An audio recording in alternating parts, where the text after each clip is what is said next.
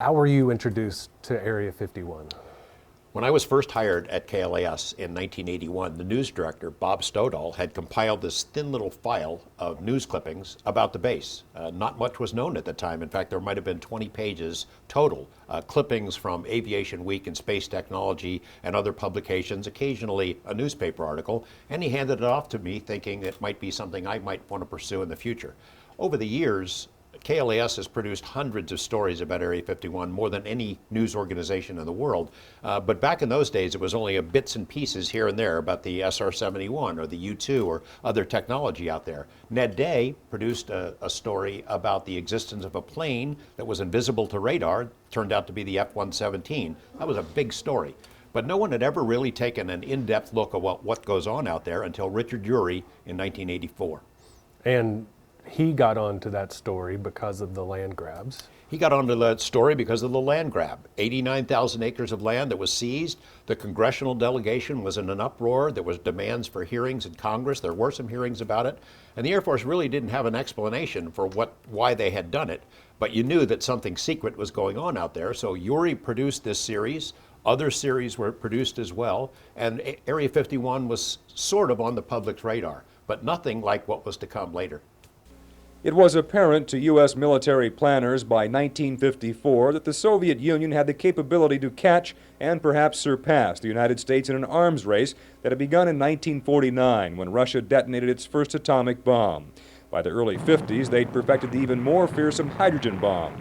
In order to keep tabs on Soviet military capability, the CIA needed a bird's-eye view of that country. The answer was a high-altitude spy plane. It was designated the U-2 and proven by test pilots based at Area 51, 150 miles north of Las Vegas. The plane became the backbone of U.S. global surveillance in the late 1950s. Thought to fly too high for Soviet anti-aircraft fire, nonetheless, a U-2 was shot down over the Soviet Union in 1960, an incident that brought the reality of peacetime espionage out of the shadows and into the public light. But the spy plane program did not suffer. Americans seemed to live comfortably with the idea that what serves the national security in a nuclear age is justifiable. And a new round of spy plane development took off at Area 51. In the 1960s, the SR-71 Blackbird became the state-of-the-art tool for watching the country's enemies from on high.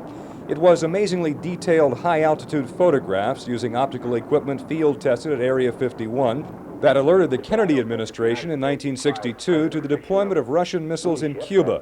The photographs gave President Kennedy incontrovertible evidence of a Soviet attempt to gain a foothold in the Western Hemisphere, and left no doubt in the minds of world leaders that it was the Soviets who were the aggressors.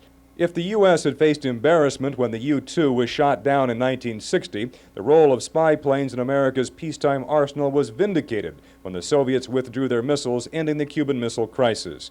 Numerous other variations of spy planes, photographic equipment, and atmospheric analyzers able to detect nuclear particles were developed in the 1960s and 1970s at Area 51, as verifiability became the focus of treaties that have limited or aim to limit nuclear weapons testing.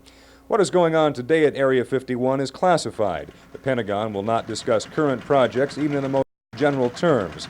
There is no question, though, that Area 51 continues to be a prime research and development site for the most sophisticated systems. Residents in the small communities of Lincoln County say there are more workers in and out of Area 51 every day. And the Air Force has been ever so quietly trying for congressional approval of additional land next to Area 51. Access to the formerly public land became restricted in recent months. Tomorrow, more on what is being done at the top-secret Southern Nevada testing facility in Part 2 of Area 51, the 30-year secret. Richard Urey, Eyewitness News 8.